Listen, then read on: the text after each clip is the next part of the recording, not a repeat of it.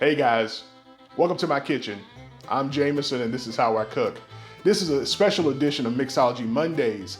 Mixology Mondays is where I show you guys how to make signature cocktails at home for your family, for yourself, and for your friends. So up next, just in time for the Kentucky Derby, I'm going to show you guys how to make a signature Southern classic, a mint julep, on Mixology Mondays. So if you're going to make a mint julep, arguably any bourbon will do, but traditionally, most people prefer Woodford Reserve Bourbon. And as you can see, we clearly prefer Woodford Reserve Bourbon. So this is what we're going to use as the base spirit of our mint julep cocktail. So we're going to start off and build our cocktail in this mixing glass. And I'm going to just make a fairly generous mint julep. We're going to start with the Woodford Reserve. This is Kentucky straight bourbon whiskey. And I'm only going to put in here about 2 ounces, so about 2 ounces, that's all you need. Next thing we want to do is we're going to use some actual fresh mint. This is actual mint, not mint syrup or anything like that, even though you can do that. But if you want an amazing mint julep, you want to use real mint. So if you take the time to just smell this, instantly you know you're drinking an elevated cocktail because it has real mint in it. And so all we're going to do is take these leaves and put them inside of our mixing glass. And what we're going to do is we're going to muddle the mint into the glass with the bourbon to infuse the bourbon with those mint oils. And so I've got my muddler here, and I'm not trying to destroy the mint. I'm not trying to puree the mint. All I'm trying to do here is just get the mint broken up so that some of those oils begin to express themselves into the bourbon. And you can come in here and get this shot, and just so that they can see how you see how I haven't broken the mint all the way up. I just got it smashed a little bit.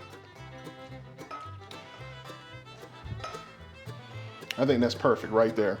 This is Angostura Bitters. You don't have to put bitters in there. Some people like them, some people don't.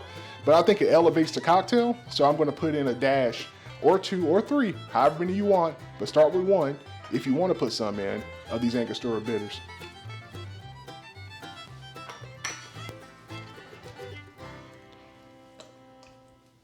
Next thing we need to add into our cocktail, we need to put in some simple syrup. The simple syrup is going to help add some sweetness. Once again, how much do you want in there? You can put a little bit, you can put a lot, you can even omit this. But in my cocktail, I want a little bit of simple syrup in there. So I'm only going to put in here probably about 1/4 ounce of simple syrup. And you can get whatever simple syrup you have available at your store, and that'll work for your cocktail. You want to probably taste your simple syrup first to see how sweet it is, but I know how sweet this one is, so probably about 1/4 ounce goes in there. So the last thing we need to do to finish up our cocktail is we need to add a little bit of ice in here. And I'm doing this to help pre-chill the cocktail, and this will give us a chance to also incorporate all of those beautiful mint notes, bitters, all those good things into our cocktail. So the final thing we're going to do here is we've got a mason jar.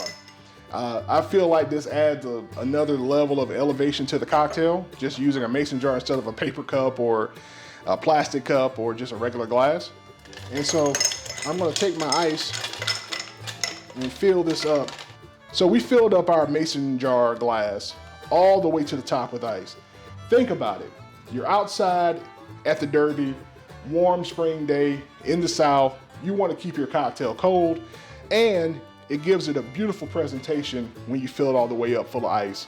So the next thing we're going to do is we've got some more fresh mint.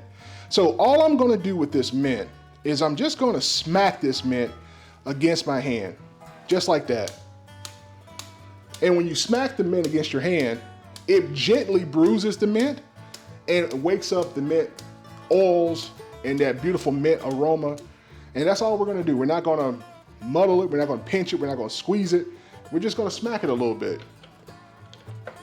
And then we're gonna dress our glass this way with a beautiful sprig of this fresh mint. So we got our mint and our ice in our mason jar.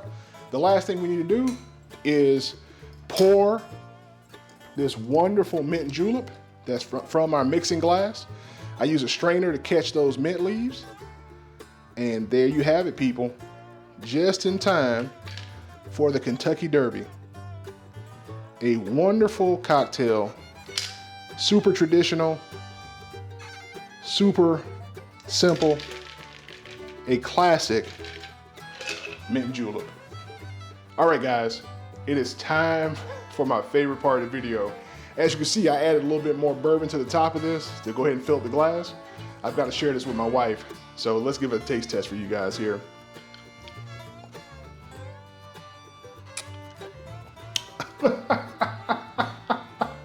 This is so good. It's so simple. You've got the mint that you notice when you smell the cocktail, when you taste the cocktail. You've got that little sweetness there from the simple syrup. You've got the bitters adding a little kiss of something special in the background. And this thing is ice cold. I can see why people sit at the Kentucky Derby and drink these things. Guys, thank you so much for watching Jamison Presents This Is How I Cook Mixology Mondays.